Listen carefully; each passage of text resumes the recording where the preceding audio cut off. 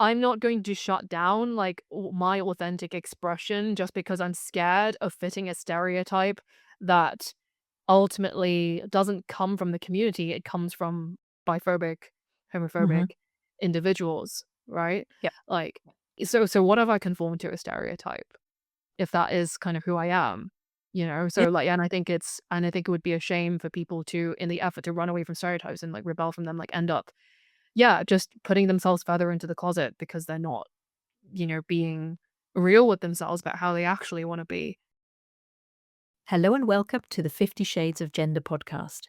We get curious about all things gender, sex, and sexuality, as well as relationships, feminism, the inclusive kind, neurodivergence, disability, kink, mental health, and all that makes us humans unique and diverse.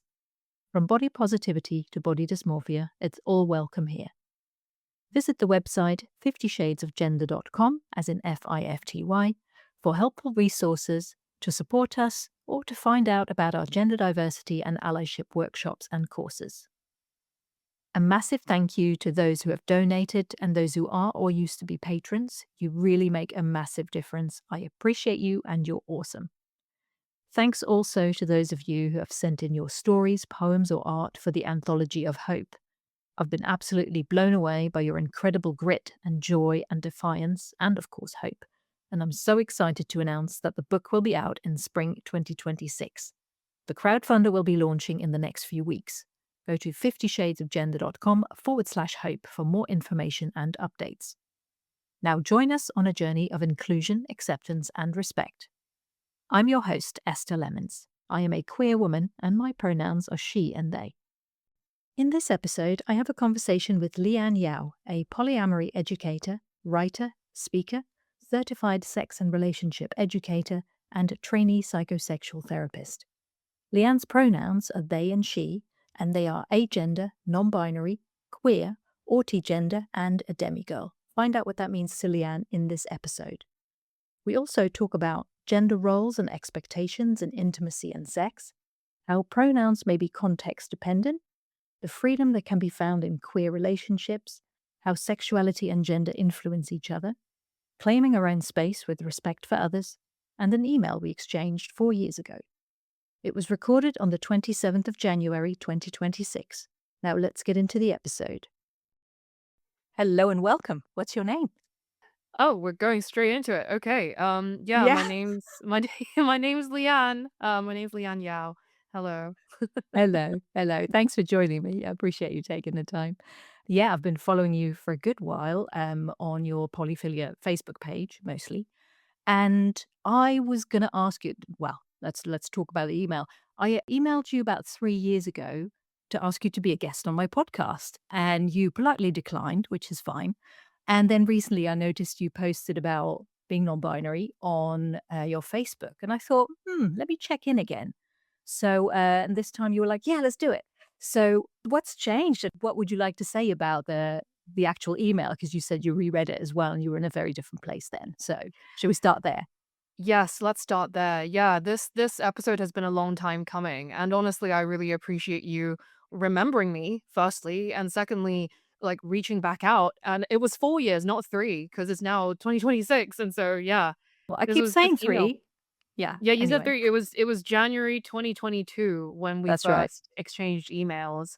Yeah. And I have to say, I honestly, I still feel like it kind of astounds me, like reading back, like what I said back then when I declined.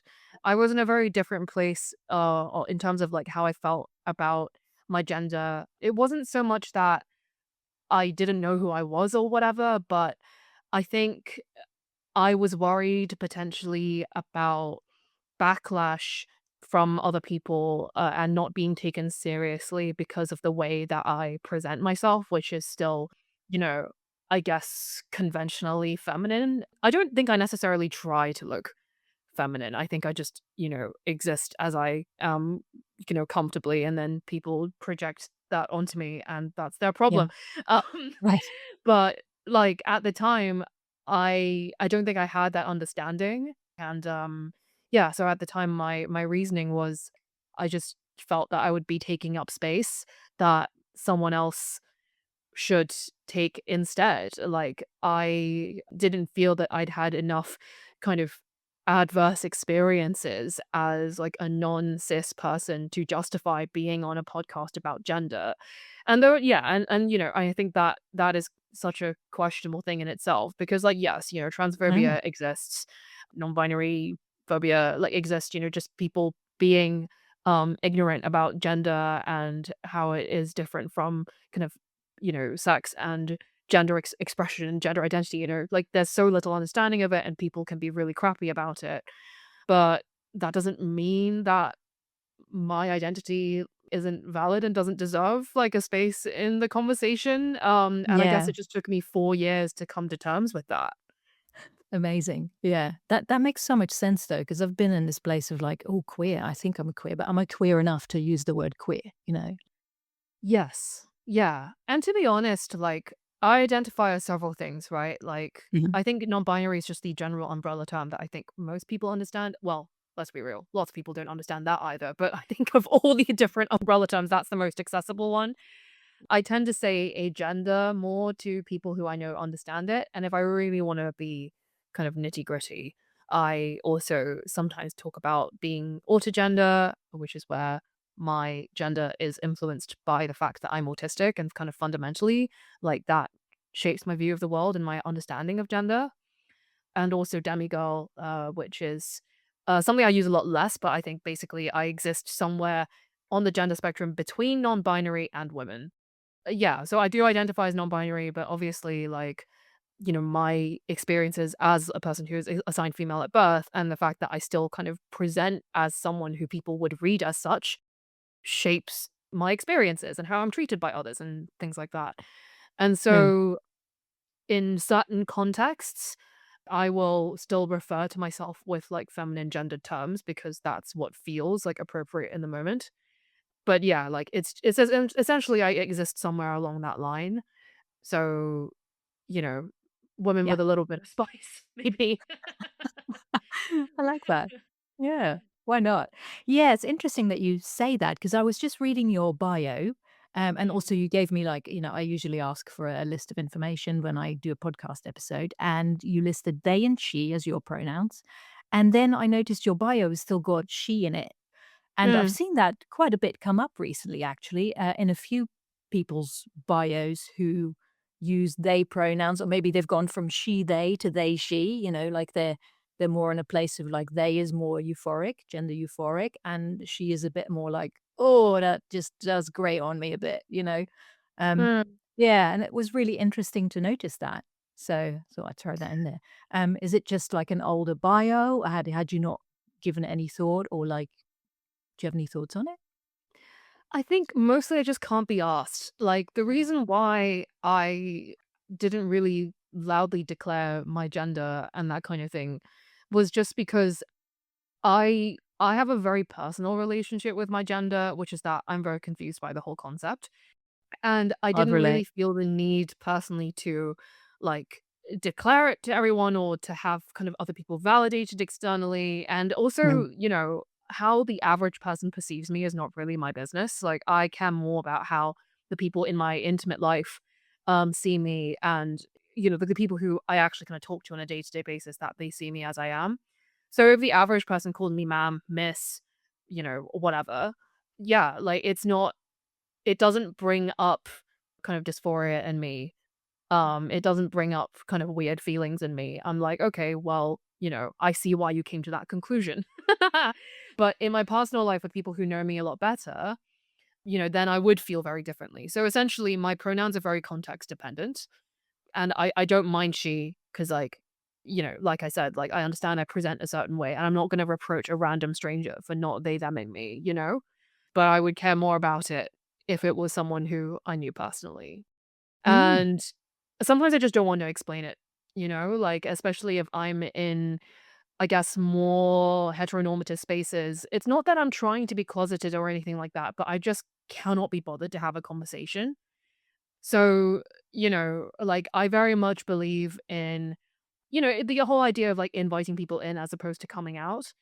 Again, mm, I'm just like, I don't know if I need to have a conversation with everyone I meet about it. And I find that the idea of that very annoying and exhausting. And so I'm happy with she most of the time. They to people who know me well. Hmm. Yeah. Thank you for sharing that. That's really insightful, actually, because yeah, I think I had my own assumptions about the pronouns and the way they're listed in a way like you learn stuff and you get into it, and then when you do the pronoun pairs, you see like she they or they she, and it made me think like, oh, that the first one is the preferred one, in quote Mm. marks, and the second one is like, okay, but it's not necessarily, it doesn't have to be like that. Some people are like either or whatever, mix it up, it's all fine by me. So yeah, that's insightful, thank you for sharing that.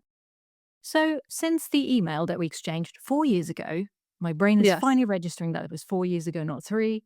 Okay, so that's a good step. What's kind of happened since then? So, what has integrated in you? What has found its way in your identity journey when it comes to gender? Great question. So when you emailed me, this was, yeah, so this was like, yeah, January 2022.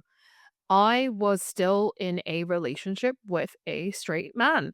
And I think that probably influenced quite a lot of my view of my gender at the time because Really I didn't feel that I could fully express my gender, like, not even, like, a little bit, interesting. without that creating, like, a crisis of sexuality in him in some way, Mm, um, and I think, like, in the times where I have talked about my gender and been like, "Huh, I've came across this term demigirl, and I thought it was really interesting, and I wonder if it applies to me." My partner at the time, I recall us having this conversation, like, during the pandemic, I think, and, back when it first started, I mean, mhm, and, him being like, "Well, I think that's just what, like, all women think, like, I don't think that's necessarily, like, a special thing that needs a label." And I was like, "Oh, maybe you're right." But then internally, I think I was also like, "Okay, well, maybe I can't talk about that again." right. Um yeah, and there were kinda lots of little things like that where, like, yeah, it just I think subtle things that signaled to me that I couldn't be just fully unself-conscious about, like, how I expressed myself, Mhm, for fear of, I don't know, kind of threatening my partner in some way. And I don't think a lot, and none of this was particularly overt in my opinion. I think it was just a general vibe, and I think at the end of the day, if you're a straight person and what you're into is women and, your partner starts kind of acting in a way that suggests they might not be one, then, like, that throws bigger implications into question that I think can be mhm, scary for quite some people to process. So I don't know, it's complicated. mm, So, yeah, I was in a very different place at the time, probably partly because of that relationship, and I think also because I enabled, right, like, a lot of that rather than pushing back and being like, "No," like, "I do think, this is a valid label, actually, and I'm gonna start doing XYZ, and if you have feelings about that, we can absolutely talk about it, but, like, I'm not going to make myself smaller to fit into this relationship." Which mm. was, like, a broader theme in that relationship in general, to be honest, for reasons I won't get into now. Okay.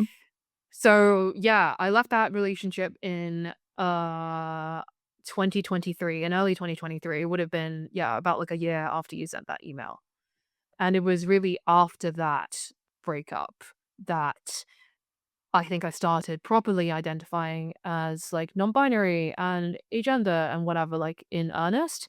I think previously it had been something that, like, a private conversation I was just having with myself, or I'd be making, kind of videos to no one, like, on the internet, but not really having active discussions with people in my personal life being like, "These are my pronouns and this is how I feel," etc. So, yeah, I think that was kind of when it all changed. And I think also I have another, so, I'm polyamorous and I have like, when I was still in a relationship with that straight man, I also have had another relationship, which is still going on today. We've been together nearly 4 years now. Mhm, Um, and yeah, like, they feel very similarly about gender to me. And I think both of us having active conversations about, like, gender exploration, like, what that means in terms of gender expression, and just kind of playing around with, like, different gender roles and words and things like that, like, both in and out of the bedroom, that kind of thing. I think gave me a lot more freedom to just identify however. And it also helps that my current partner is bisexual. And so I think that gave me a bit more freedom to identify however I wanted because I wouldn't have to worry about them losing attraction for me or like having like a whole crisis if I happened to identify as a different gender because I knew that they would love me no matter like how I identified because they're Mm. into like people of all genders. So like that gave me a certain level of freedom. I stopped dating men, straight men, sorry. I stopped dating straight men in 2021. That was an active decision that I made at the time. And that straight boyfriend I had was like the last straight person I ever dated. But kind of prior to the breakup, like 2 years prior to the breakup, I'd already decided I'm not having any more straight people in my life, romantically and sexually. And I think that decision has also massively shaped my gender journey because, yeah, I think I didn't anticipate the amount of freedom that it would give me and the lack of like fear of, not conforming to feminine expression. So, yeah, like even now, like, everyone that I am dating is, some flavor of bisexual and usually some flavor of gender nonconforming. Mhm. Those are the people that I surround myself with and people just who aren't like threatened by any form of fluid expression. Like I think that's why Mhm. I think bisexuality and non-binary identity go together in that way. Obviously, not every non-binary person is bisexual and vice versa, but like I do tend to find that the bi people I know also have quite like a fluid conception of gender, probably because of the way that maybe you act differently with people with partners of different genders, and so that creates more possibilities for you to like, question like the roles that you occupy versus not and like the ways that you show up for partners and, kind of how you express yourself and different facets of yourself with different people. I think there's much more room there, yeah, for people to explore the possibility of being like trans or non-binary or, otherwise Mm. genderqueer. Yeah, yeah, that makes sense. I was just reminded of an episode I did with Anna Sansom, who used the label gender responsive. And I thought, oh, I really like that because you are just like the way you are in a dynamic with the person kind of shifts and changes and it's quite fluid in ways, or it can be, Mm. I'm like, yeah, that makes total sense, really. Yeah, yeah, Yeah, I yeah, find yeah, that. yeah. And like my partner won't mind me sharing this. There are times when we have sex where we'll talk about like kind of what's the vibe tonight? What do we want to be doing? And there have been times where and my partner's like assigned male at birth. And this is relevant, I promise. But yeah, basically they'll say to me, like I want you to touch me like you would touch a woman, you know? And there have been times where, like, I've kind of played with that with, like, other, kind of non-binary people where we'll be like, "Oh, like, we're having kind of more lesbian sex today. We're having, like, Mhm. more kind of gay sex today." And I don't know I couldn't tell you exactly what makes something gay or lesbian or straight. Like, I think it is just, like, a Yeah. vibe, and obviously you can, be a man and inhabit like a role in the bedroom that people might consider submissive and therefore feminine, right? And that's not me trying Mm. to associate those with each other. Yep. But yeah, sometimes it's just fun to fuck with that. And I don't know, it's something about maybe the person that you imagine yourself in, like that allows for that rather than the specific roles that you're playing. Mm. Like, in terms of Yeah. like the practical things that you're doing. So, yeah, I don't know. I just think that's neat. I just think that's fun. Yeah, yeah. Yeah, I like that, and I also agree, like, why should that be gendered, or why should being submissive be more feminine or more for women or more for it's bollocks. It's just a not a role you take on maybe, but, like, I don't even know what the term is, you know? Mhm. Yeah. Um, it's just a situation you find yourself in, and it's like a dynamic maybe of the moment in that, Yeah, and I guess in that yeah, energy. it's the I don't know. vibe. It's the vibe. It's, the way that you show up to the connection. It's like how you perceive yourself when you are showing up in such a vulnerable and intimate capacity. Mhm. So it's more about that and less about the practical things you're doing, about whether you're the top or the bottom, the giver, the receiver, the more passive or active party, dominant, submissive. Like, it's not really about that. Because you can do all of that regardless of your gender expression and your gender Mm. identity. And that's kind of something that I've learned, just in my journey with bisexuality, because, like, for a long time I thought, I had to be like fluid, not just in my like my sexual expression, but also like in terms of like the roles I played in the bedroom. And now I'm Mhm. quickly realizing that's not necessarily the case. Like, I do tend to prefer being more submissive in the bedroom, regardless of gender. And Mhm. for a long time, I associated that with, like, femininity, but it's not that deep. Like, sometimes it's just you like what you like, Yeah. and it's not about yeah, like, and the gender roles that people kind of project onto that are, like, not your problem. You're allowed to kind of Mm. like certain things. You're allowed to like things that, perhaps align with what people would typically expect for someone with your body, but that doesn't have to mean anything necessarily about your gender, and you can conceptualize it Mm. in a different way for yourself. Yeah, yeah. I like that. That is such a great point. That made me think actually, because you're quite open about your personal life and your sex life. Oh well, not the same thing, obviously, but like, Yes. yeah, separate things. But how would you say your gender exploration since the ending of your relationship has affected your own sexual expression or sexual dynamics? Like you've just shared a little bit about it, but is there anything else you'd like to share about that you've noticed?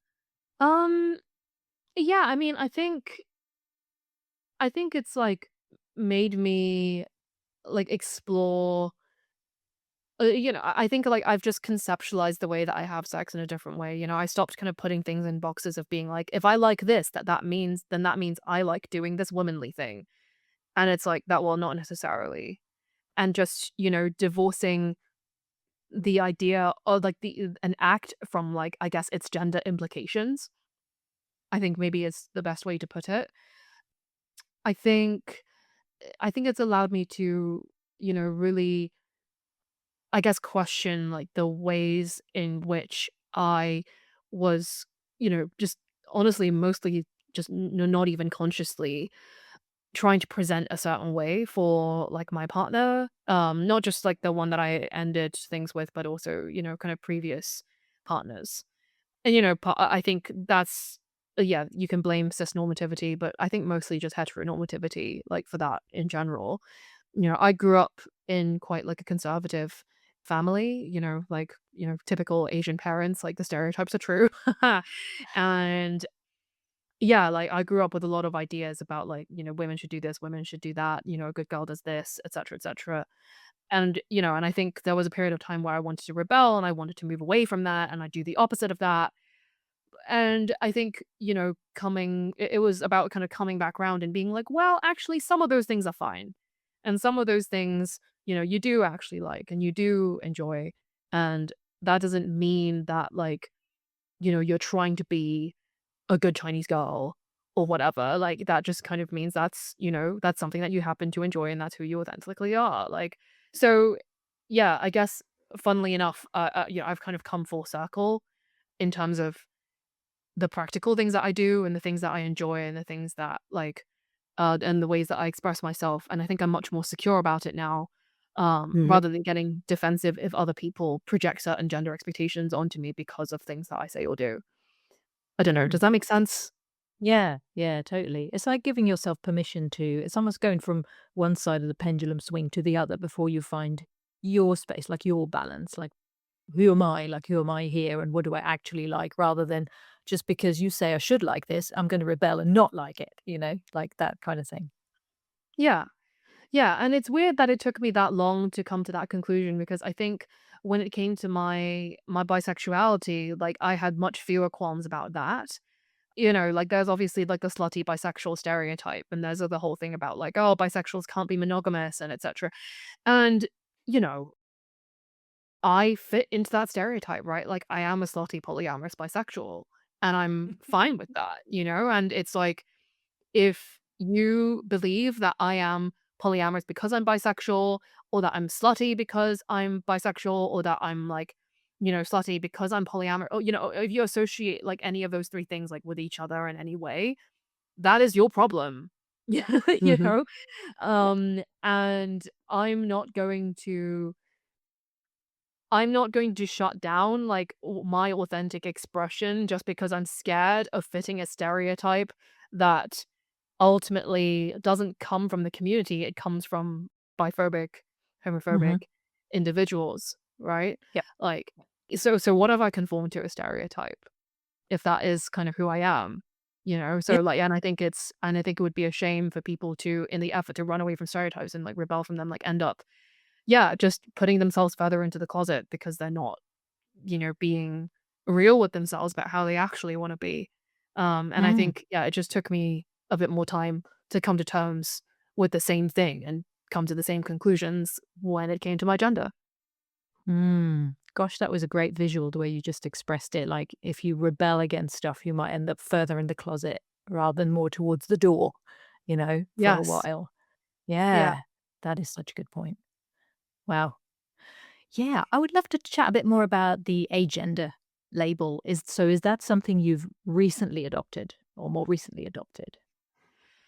Um, Funnily enough, like, the word agender came up with, like, a friend that I'd known for, like, since I was, like, a teenager, basically, like, years ago. Like, we were kinda talking about 'cause that friend, later turned out to be trans. And when I was kinda talking about I can't remember how it came up, but, I was talking about my very, like, ambivalent relationship to gender, and they were like, "Well, like, even when we met, like, you always kind of gave off a very agender vibe to me." And I was like, "Okay, I'm not gonna think about that for a couple years." And, yeah, like, I think, that conversation I was just reminded of that conversation when I was, just reading, scrolling, online, reading things about gender and whatever. And I was like, "Huh, maybe that friend was right, and maybe that does fit me after all." Because, yeah, like, I do have a very I don't really have an internal sense of gender. Like, gender has historically been something that has been projected onto me Mhm. because of the way that I look and the way that I was born and, the environment that I grew up in, etc. But, like, I think, like, if I had been born assigned male at birth, I would still feel very similar, which is that, Mhm. like, okay, I guess this is how people perceive me, but that's that's happening all the way over there. And, I don't know what that has to do with me. And I think being autistic specifically lends to that because it's confusing enough being autistic as it is because there's all these rules that humans have and all these social norms that you're supposed to be aware of and all these things that you're supposed to look for in their body language and whatever, and it's exhausting to learn and exhausting to read and exhausting to pay attention to. And now I Mhm. also have to worry about, like, how I present myself in order to be seen as acceptable.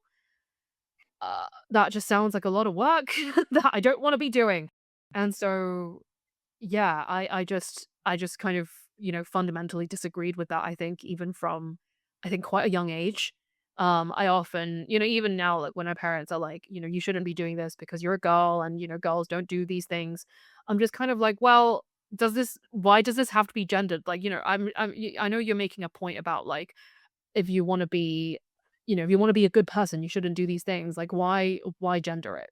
Mm. Like, what does that have to do with femininity or womanhood in any way? So, I guess, yeah, that's why the agender label fits because I think it's kind of non-binary, while it obviously is the umbrella term, I think it implies like a rejection, right? Like of a binary. It's still an acknowledgement of the binary that you are trying to not be, right? Or not align with. Mm. But agender just means like an absence, like a lack.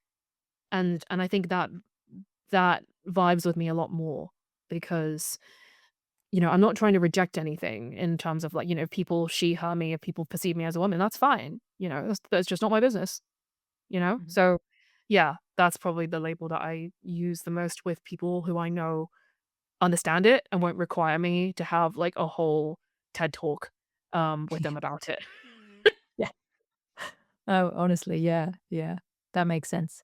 Yeah, I was just thinking, like, the agender and the autigender label to me are very sort of close together because I've got this sense of like gender. What is it? What? Why? Like my body is my body, and that's got nothing to do with any of it. You know. So Mm. I feel that way similarly too, being neurospicy. So Yeah. yeah. So how do you feel those two not compare, fit together? Maybe like what do you think about the agender and autigender? Yeah, I mean, there are lots of different ways that autism expresses itself. And, just as I've met lots of neurodivergent people who feel very similarly about gender to me, like I've also met lots of like autistic people who align very, very strongly with being cis because Mm. perhaps like gender and the gender roles they're in like gives them a sense of structure which some autistic Mhm. people tend to like. Yeah, that's So I true. think it Yeah. really depends on the person, but, Mhm. like, autigender is just a bit of a micro label to just say, like, autism impacts my experience of gender. It doesn't necessarily imply anything about what the gender is, just that autism impacts it in quite a fundamental way. Yeah, and so, agender then specifies, well, how that expresses and manifests itself within me specifically, if that makes Mm. sense.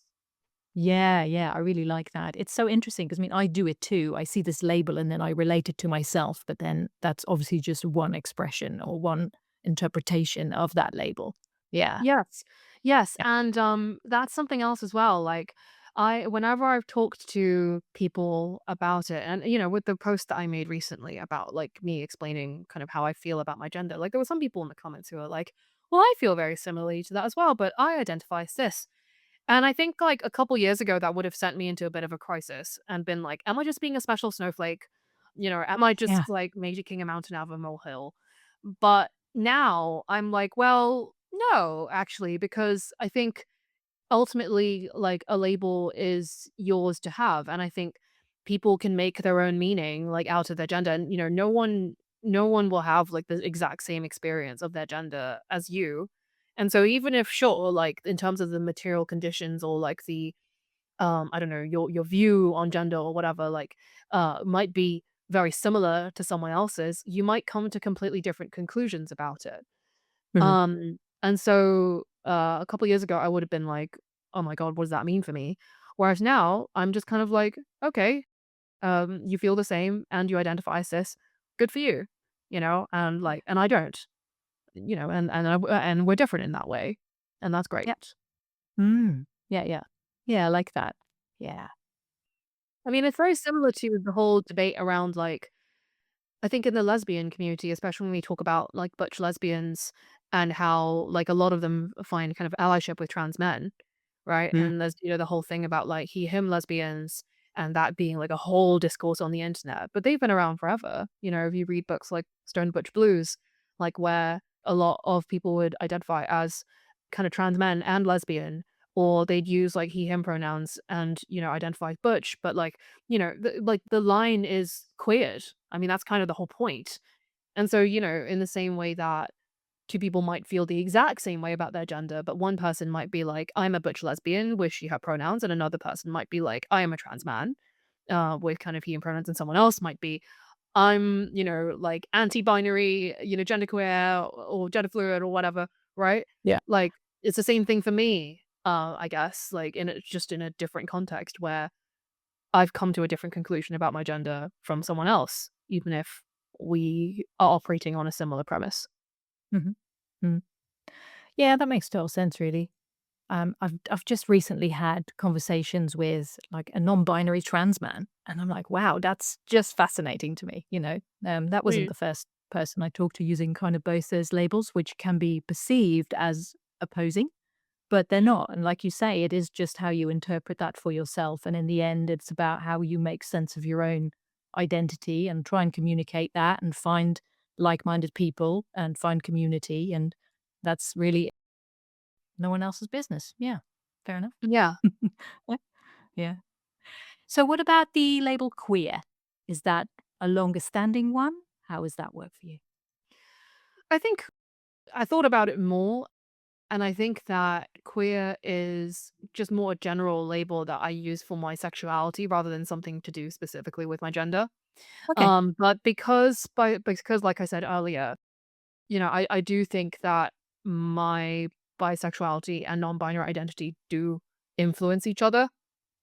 They obviously have, like, that link, you know? So, like, yes, I am bisexual and I am queer, and then inherently, for me, that also means my gender is queer, you know? I guess you Mhm. could say my gender is bisexual, um, which I think would be confusing for some people too. Yeah, yeah. Yeah, totally, totally. I just love how this all interplays. Like, the more conversations I have and the more I learn about myself, the more I think about how this is all so linked and so personal and so intermingled, all these facets of identity. Yeah, Mhm. yeah. Is there anything else you'd like to add about any of the labels we talked about? You did mention demigirl. I don't know if there was anything else you wanted to add about demigirl. Yeah, I mean, the example that you raised about the non-binary trans man, I guess, like, yeah, like, I feel similarly about, I don't think that you have to identify as, just strictly non-binary and not also man or woman. Like, yeah, like, I may not feel particularly aligned or whatever, like, with the principle with the ideas of, like, womanhood and femininity and everything that comes with that. But I have been shaped by my experiences as an assigned female birth and assigned woman person. And so, it is useful to refer to myself as a woman in certain contexts in terms of how that shapes, like, kind of some of my experiences. So, Mhm. like, I'm not a woman, but I'm also not a woman. Yes. Yeah. To me, that makes total sense. Yeah. Yeah. Yeah. When I emailed you at the time, I think I talked to you about a TikTok video you just done. Yes. And it says here, like, occupying the space between woman and non binary, which we've kind of touched on, being autistic and socialized as a woman, not being attached to womanhood, doing things because you want rather than because they're feminine, and gender confusion. Hmm. Is there anything that jumps out there that you would like to talk about or elaborate on? Yeah, I mean, this was, oh God, I made that TikTok video so long ago. 4 years And I think exactly. it was, yeah, I mean, like, I probably still, whatever I said then, I probably still stand by now. In terms of, like, I think it was something along the lines of, like, am I a woman who's trying to kind of move away from traditional conceptions of womanhood? Or, like, am I a non-binary person who has been kind of shaped by my experiences as a woman and therefore, like, doesn't feel fully divorced from those ideas, but, like, ultimately still doesn't kind of care that much about gender? And it's just like, who knows? Who cares? um, Yeah. so uh yeah, like, throw autism into the mix and it's just chaos. So, Yep. you know, Love it. yeah. Yep. Totally, totally. Is there anything that you would like to add or talk about that we haven't talked about yet? um I'm actually just going to take a second to, like, look back at the actual email, Totally. the exchange that we Go had. for it. Yeah, so I'm actually just going to read out the email. I don't mind doing that. Go for it. So this is like, you sent like a very lovely email to me, 11th of January 2022, where, you were like, "Hey, I'm kind of here sharing stories about from gender diverse folks, etc., etc. Love to have you on the podcast." And so, like, I said, so I generally identify as a woman when I fill in forms and stuff, but in reality it's a little more complicated than that. I'm autistic, was diagnosed when I was 5 or 6, and have always had a very distant relationship with gender, in that I know I'm perceived as a woman, but I don't feel a huge attachment to the identity. At the same time, though, I don't experience gender dysphoria or any of the common struggles you would come across in the trans community, so I don't know if this is something that qualifies. You may have heard of the term autigender crop up, and I feel that describes me quite well. My relationship to gender is quite complex because of my autism diagnosis. I have a minute-long TikTok where I explain this feeling in a bit more depth, and I attach the TikTok. And I said, I don't have a whole lot of new things to say about gender, as it's not something I really think about much on a daily basis. And then I recommended Lola Phoenix to talk to, Yes, who I know you had on the podcast. I did. Yes. Yeah. um, so yeah, I mean, we can talk about that as well, but, like, just in reference to the earlier part of the email where I talk about gender dysphoria, I think, like, what I meant at the time was, like, I don't experience, like, body dysphoria. Like, I feel quite happy with my body. I don't feel, particularly negatively about the parts that people would consider womanly or anything like that. But Mhm. I think as I've kind of progressed over the years on my gender journey, I've realized that I do feel some social dysphoria in certain scenarios. Like I said, I don't feel social dysphoria if some random person she hears me or misses me like on the street, but like Mm. I do feel gender dysphoria if, like someone who I know like quite well, like refers to me as a woman with other people. Mm. Interesting. So yeah, so then, again, it's very context specific. It's kind of like, well, I know that I have opened myself up to you in this way. I know that you see me in this way. And, and now you're kind of, and you perceive me in this other way from what I've told you. And that makes me uncomfortable. Like, whereas someone on the Mm. street, I haven't had a conversation with them. They don't know who I am, how they think of me and what they project onto me has no effect on my life whatsoever. And so I have a very different relationship to them, in terms of how they gender me. Mm. That makes so much sense because it's one thing to it's interesting, like, yeah, I was just thinking about being a recovering people pleaser, for one, and not Yes. really accepting who I am and showing who I am and fawning a lot and, all that stuff. But it's almost easier to be rejected or not seen for who you're not. But if you start showing up and being vulnerable, and then you get rejected or you're not seen or understood for who you are, that's a lot more painful. Yeah. So it makes total sense. Like if you're in a friend situation or an intimate situation of any description, and it's just like it's more hurtful. It's like, did you not hear what I said? Did you not like you just feel not seen or not understood or yeah, Yeah. you know? Yeah, and, you wrote such a lovely response. I think I just perhaps wasn't in the space to take it in at the time, but I also really respected how much you respected where I was at then, Mm, because, you wrote back such a lovely long email where you were like, "I get where you say you're coming from when you talk about your experience, whether your experience qualifies." And, talking about kind of being queer enough and, having questions about that, as mm, you just mentioned, right? Like earlier yeah, in this episode. But, like you tried to kind of be accommodating and be like, it doesn't have to be a long episode, and kind of, yeah. I was yeah, very just eager. being I was like, like, "Go I think, on." yeah, you just being like, you're sharing your experience to be so valuable. And, but what do you think? And yeah, and again, like my reply, this is 4 years ago. I said, like, "Dear Esther, I've had a bit of a think, and I think I'm gonna pass on the opportunity as grateful as I am that you've offered it to me, blah, blah, blah, blah, blah. I genuinely don't think I have much to say that won't just sound like I'm trying too hard to not be cis, especially given that I have no issue being seen as cis in day-to-day life and have all the privileges that come with being cis. My experience of gender is very personal to me. I am not yet comfortable at this stage talking about it beyond what I did in that TikTok to an audience that is probably mostly trans and may feel like I'm invading that space. Even if you do not feel that way, it is not something that I feel the best about right now. Perhaps in future once I've figured things out more. But thanks for inviting me. And I'm just like, oh, Uh, that's not quite true because like now I'm like, well, I'm definitely not cis. I definitely have like a very atypical relationship to gender. And, I still don't identify as trans now because, in the same way that like, I do say non-binary as like an umbrella term, agender is the more accurate label. And I understand that like non-binary is also under the broader trans umbrella as like anything that's like not cis, right? But like I don't identify with trans as a label because it implies from going from one thing to another. Whereas, for me, as I've said already, gender's just happening over there. yeah. So yeah, like I think that's the one thing that I am still aligned with from, Leanne 4 years ago, where I do have like like I have no issue being seen as cis in day to day life, except for kind of with people who know me very well. I think the word around kind of privilege in terms of like how you're perceived is a double edged sword because like when people talk about being cis passing and straight passing, like it's very nuanced. Yeah. Like and that isn't even necessarily like a queer or straight or like cis or trans thing necessarily. But yeah, like I still don't identify as trans now as I didn't back then, but that doesn't mean that I don't have a space in genderqueer, gender non-conforming spaces.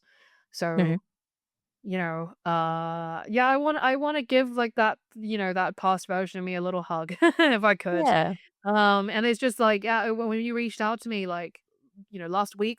Yeah, I was just like, oh yeah, no, I did kind of write those emails way back, and I read that back, and I was just like, wow, I can't believe that Interesting, was right? where I was then. I'm so glad that I have that to look back on to see where I am now. Amazing. Yeah. Gosh, it puts things in perspective, doesn't it? It must do. Yeah. Yeah. Yeah. You just talked about when you were reading your emails about invading that space, like taking up a space that's not ours. Like I can relate to that. It's a thing I'm navigating as well with the work that I'm doing here. Like I don't want to take away from anyone who is part of the community I'm trying to be an ally for, in that way. Is there anything that you would like to share that you might have learned in your in your experience as an educator and all that from that perspective? Yeah, I mean, I think that obviously it's a very nuanced conversation because when it comes to trans identity, if you are someone who is undergoing kind of medical transition or experiences like quite severe gender dysphoria, etc., yeah, those are quite material struggles that someone like myself, right, who technically is under the umbrella, but yeah, he doesn't kind of have the struggles, this is not something that impacts me in quite the same way. Hmm. Yeah. And that's not a reason to gatekeep and be like, you must experience dysphoria in order to qualify, and pass this point or whatever. But it's Mm. also not a reason to be like, well, all of our experiences are the same because objectively they're not. And I think it's just all the more reason for more, yeah, as you say, allyship to occur. Like where, yeah, okay, I may not have those experiences in quite the same way, and I may not need gender affirming care in quite the same way that you do, but we are all part of the same community, so we should look out for each other and stand up for each other. And gender affirming care also exists for cis people, right? So Yeah. it's not even necessarily a conversation that only needs to happen in queer spaces. And so I don't think anyone is invading a space unless they are actively trying to be transphobic and identifying under the trans umbrella but just in a slightly different way isn't inherently transphobic as long as you're still, respectful of other people and different experiences and acknowledging that you still have, differences in your experiences, and not trying to flatten all of those. I Hmm. think that's perfectly fine. Yep. So yeah, I mean, I'm not the only person who feels this way. I know a fair few people who I think kind of present in a way that people assume is cis, but they identify as trans. And then they feel very alienated in kind of trans spaces and trans socials and that kind of thing because they are aware of how they're perceived and they don't want to make other people uncomfortable. And I see where they're coming from, but it's also ultimately everyone's there to just have a nice time and connect with queer community. It's not that deep. And I think the more we start policing people based on how they present and set these standards for what counts as queer enough or trans enough, etc., then we kind of defeat the point of what we're trying to do in the first place. So yeah, I think there is a value to community spaces that are for people who are going through a specific experience, right? But yeah, that gatekeeping identity and labels and stuff like that, I think kind of divides us and also defeats the point of queerness, which a lot of the time is about kind of fluid expression and non-traditional ways of conceiving identity. Hmm. And I guess, this whole conversation is part of that. Yeah. Yeah. Definitely. Is there anything else that you would like to add before we wrap up? Yeah, nothing that I haven't already said, I think. I'm just, it's just funny that in my email I was just like, well, maybe in a couple years when I've figured it out a bit more, and I'm like, and here Here I we are. am. And here we are. Yeah. So thank How you. funny. Yeah. Well, thank you for joining me this time. I appreciate it. Yeah. It is so interesting to look back on that because at the time I just remember, I think it was to do with the label autigender as well. I was so keen to talk about it and I didn't know many people at all. And then I was like, oh, here's a person. Let's talk about it. And you were like, meh, from your own perspective. And I was like, go, dude, come on. But also, I was Yeah. like, yeah, I respect that. That's fine. Yeah. So, but Yeah, I'm no, glad thank that you. we did this. Yeah. Thank you for being so patient with me. Oh. as I, like figured it out and became more Hmm. confident in my queer expression, whether, Mm. gender or sexuality wise, so that I could come on here, kind of Yeah. to discuss this in a more nuanced way with you. I think like I feel sad that at the time I didn't feel kind of like that I had like a space to talk about it. But I do also think that had I gone on the podcast 4 years ago, I would not have had quite as many things to say as I do now. Hmm. So I think Yeah. it all worked out in the end. Yeah. I think so too. Yeah, yeah. There is a time for things, isn't there? Yeah. Timing is a thing for sure. Yeah, absolutely. Yay. Well, thank you so much for joining me. It's great having this chat with you now. Yeah. And thank you so much for this very wonderful project. And yeah, kind of like autism and, being gender non-conforming, like they do overlap quite a lot. Hmm. And so I'm really glad that you've included me in this conversation. Yeah. Amazing. Yay. Thank you. Thank you. You can find out more details on the website at 50shadesofgender.com/Leanne, where you can also read the transcript. And you can find Leanne on their website, polyphilia.blog, and on social media at polyphiliablog. Links are on the episode page. Thank you for listening to the 50 Shades of Gender podcast. You can find us online at 50shadesofgender.com, as in FIFTY, on social media and on YouTube. Visit the website to support us, find out about our gender diversity and allyship workshops and courses, and keep up to date on the Anthology of Hope, which will be out in spring 2026. Visit 50shadesofgender.com/hope for more information and updates. We hope you will listen again. Until then, stay curious and open-minded.